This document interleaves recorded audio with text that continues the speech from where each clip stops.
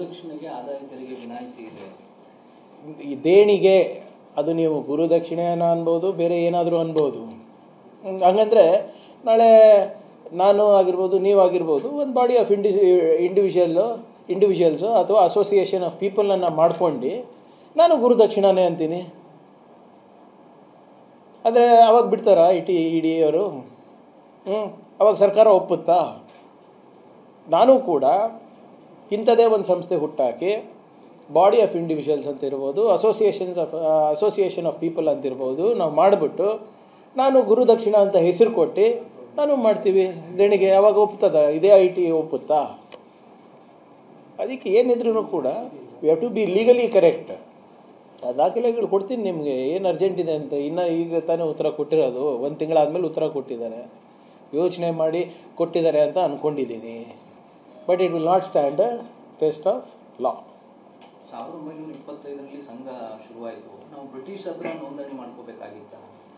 ನೋಡಿ, ಯಾರಿಗೆ ಅಂತ ಸ್ವಲ್ಪನ ಕಾಮನ್ ಸೆನ್ಸ್ ಇದು ಮಾತಾಡಿದ್ರೆ ಆಗುತ್ತೆ. ಅದಾದಮೇಲೆ ನಮ್ಮ ಸಂವಿಧಾನ ಬಂದಿಲ್ವಾ?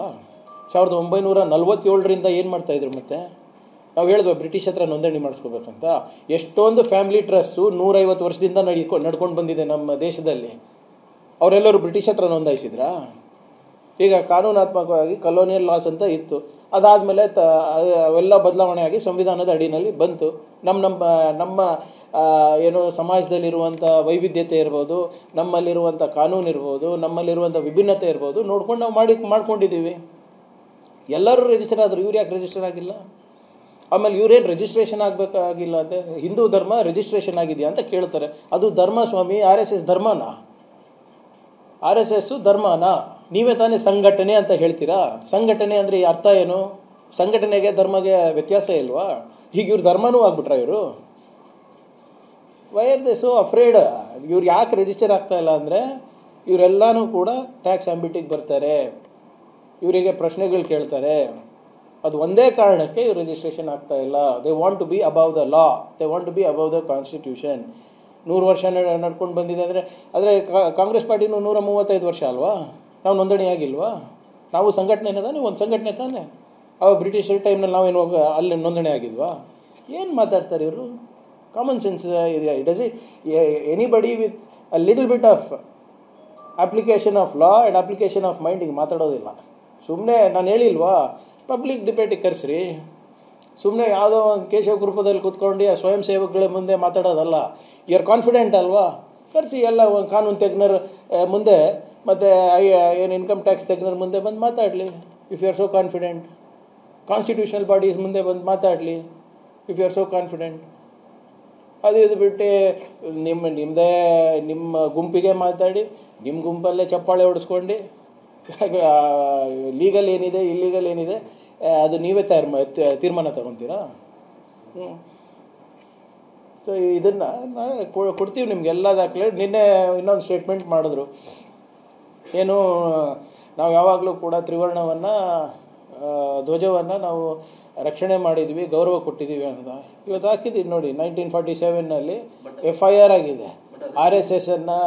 RSSನವರು ಏನು ನಮ್ಮ ತ್ರಿವರ್ಣ ಧ್ವಜವನ್ನು ಏನು ತೆಗೆದು ಕಾಲಿಂದ ತುಳಿದು ಡ್ರೈನಿಗೆ ಹಾಕಿರೋದು ಒಂದು ಕೇಸ್ ಆಗಿದೆ, ಹಾಕಿದ್ದೀವಿ ನೋಡಿ. ಅದು ಬಟ್ ಅದರಲ್ಲೇ ಭಗವದ್ ಧ್ವಜನೇ ರಾಷ್ಟ್ರಧ್ವಜ ಆಗಬೇಕಾಗಿತ್ತು, ಆದರೆ ಅದನ್ನು ಒಪ್ಪಲಿಲ್ಲ ಗಾಂಧೀಜಿ. ಫ್ಲಾಗ್ ಕಮಿಟಿ ಪ್ರೊಸೀಡಿಂಗ್ಸ್ ನೋಡಿದಾರ ಇವರು? ನಾನು ಹೇಳಿಲ್ವ ಇವ್ರದ್ದು ಎಲ್ಲ ಆಲ್ಟರ್ನೇಟ್ ಹಿಸ್ಟ್ರಿ ಸರ್, ನಿಮಗೆಲ್ಲ ಕೊಡ್ತೀನಿ ನಾಳೆ. ಫ್ಲಾಗ್ ಕಮಿಟಿನಲ್ಲಿ ಆಗಿದ್ದೇನು, ಹೇಗಾಯಿತು, ಏನಾಯಿತು, ಇವರು ಎಲ್ಲಿದ್ದರು? ಇವರು ಫ್ಲಾಗ್ ಕಮಿಟಿನಲ್ಲಿ ಪಾರ್ಟಿಸಿಪೇಟ್ ಮಾಡಿದ್ದೀರಾ? ಕಾನ್ಸ್ಟಿಟ್ಯೂಂಟ್ ಅಸೆಂಬ್ಲಿ ಡಿಬೇಟ್ಸ್ನಲ್ಲಿ ಪಾರ್ಟಿಸಿಪೇಟ್ ಮಾಡಿದ್ರಾ? ಯಾವಾಗ ಸಂವಿಧಾನವನ್ನು ನಾವು ಲೋಕಾರ್ಪಣೆ ಮಾಡಬೇಕಾದಾಗ ಇವರೇ ತಾನೇ 150 ದಿನ ಪ್ರೊಟೆಸ್ಟ್ ಮಾಡಿದ್ದು ಇದರಲ್ಲಿ, ರಾಮಲೀಲಾ ಮೈದಾನಲ್ಲಿ. ಸಂವಿಧಾನ ಬೇಡ, ಮನುಸ್ಮೃತಿ ಬೇಕು ಅಂತ. ಈ ನಮ್ಮ ರಾಷ್ಟ್ರಧ್ವಜ ಅಬ್ಶಕುನ ಅಂತ ಈ ಆರ್ಗನೈಸರ್ ಮ್ಯಾಗ್ಝಿನಲ್ಲಿ ಬರೆದಿರೋದು ಯಾರು? ಕಾಂಗ್ರೆಸ್ನವರ? ಇವ್ರು ತಾನೇ. ಇವರು ಎಡಿಟೋರಿಯಲ್ನಲ್ಲಿ ಪ್ರಿಂಟ್ ಹಾಕಿದೆ. ದೇರ್ ಈಸ್ ದಟ್ ಇದನ್ನು ನಾವು ಸಾರಾಸಗಟವಾಗಿ ತಿರಸ್ಕಾರ ಮಾಡ್ತೀವಿ ಅಂತ ಅವ್ರು ಬರೆದಿರೋದು, ನಾವಲ್ಲ.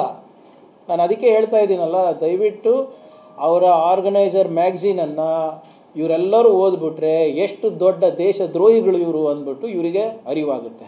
ಅದ್ರ ಬಗ್ಗೆ ಯಾಕೆ ಕೇಳಲ್ಲ? ನೋಡಿ, ಅದೇ ಹೇಳ್ತಾ ಇದ್ದೀನಲ್ಲ, ಇವರೆಲ್ಲರೂ ಯಾರಿಗೆ ಅಡ್ರೆಸ್ ಮಾಡಿದ್ರು ನಿನ್ನೆ?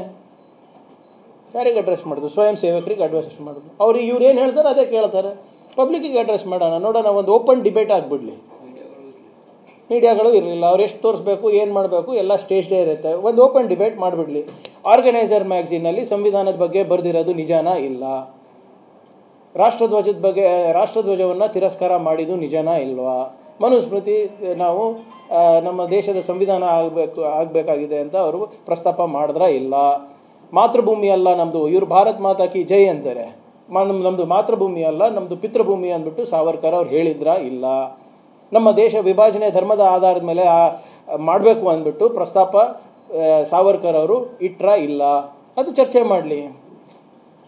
ಇವರು ಇಷ್ಟು ದೇಶಭಕ್ತರಿದ್ದರೆ, ಇಷ್ಟು ಕರೆಕ್ಟಾಗಿದ್ದರೆ ಬರಲಿ, ಓಪನ್ ಪಬ್ಲಿಕ್ ಡಿಬೇಟಿಗೆ ಬರಲಿ ಇಂಟೆಲೆಕ್ಚುಯಲ್ಸ್ ಜೊತೆ. ನಾವು ಬೇರೆದು ಏನು ಪ್ರಶ್ನೆ ಕೇಳಲ್ಲ, ಬರೇ ಅವರ ಮ್ಯಾಗ್ಝಿನ್, ಆರ್ಗನೈಸರ್ ಮ್ಯಾಗ್ಝಿನ್ನಲ್ಲಿ ಏನಿದೆ ಅಷ್ಟೇ ಕೇಳ್ತೀವಿ. ಒಪ್ತಾರಾ?